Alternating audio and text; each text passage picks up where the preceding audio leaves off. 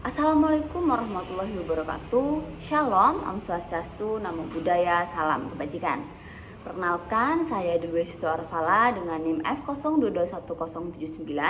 Di sini saya akan memaparkan akan pentingnya pemilu bagi kita para generasi muda.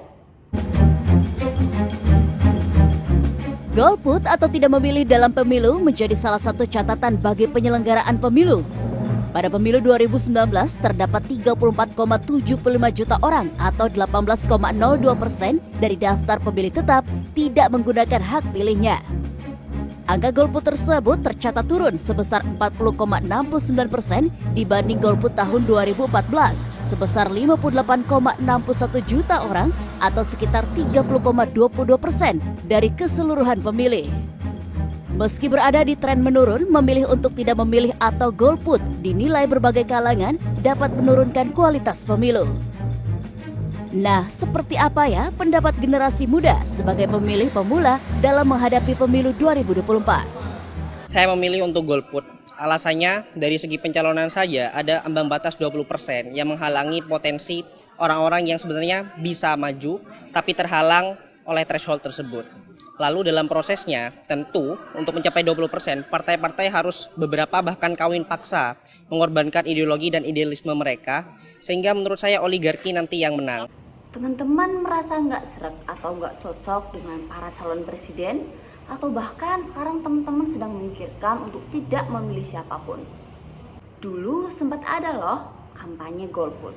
Kampanye ini salah satunya diusung oleh aktivis besar Indonesia bernama Arief Budiman. Namun dalam perjalanannya ia merasa bahwa satu-satunya hal terbaik yang dapat ia lakukan adalah untuk turut ikut memilih. Golput atau golongan putih merupakan kampanye atas bentuk kekecewaan atas permainan buruk penguasa yang membuat rakyatnya tidak memiliki pilihan yang baik. Nah, di Indonesia sendiri, pemerintah telah membantu kita untuk memilih siapa calon presiden yang kiranya cocok dengan kita.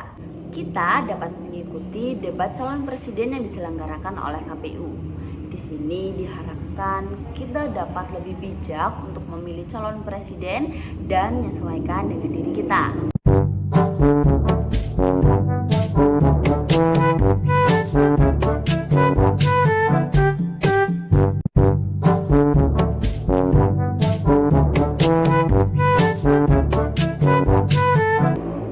Dengan kecanggihan media sosial saat ini, berpendapat dan menyuarakan menjadi hal yang sangat mudah. Hal ini dapat menjadi sarana untuk kita berpartisipasi dalam demokrasi dengan berjuang menyuarakan kebaikan dan nilai yang kita miliki. Bahkan saat ini sudah ada loh web bernama Bijak Memilih yang dapat digunakan untuk kita para generasi muda mencari tahu lebih lanjut mengenai isu-isu yang ada pada pemilu kali ini. Di sini terdapat berbagai macam isu yang mungkin ada dan relevan saat ini.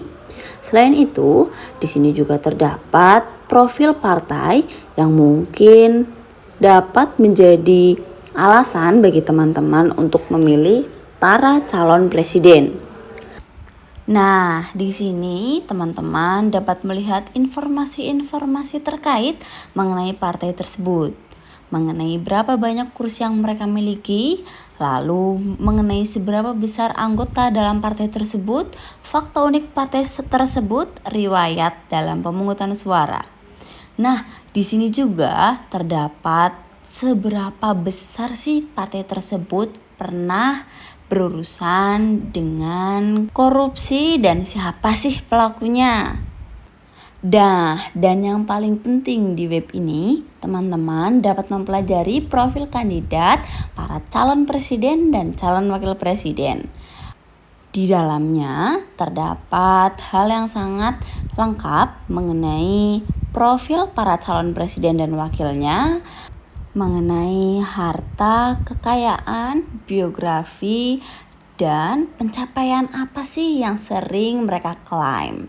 Selain itu, di sini juga terdapat berbagai kontroversi yang sering muncul di media sosial yang berkaitan dengan mereka.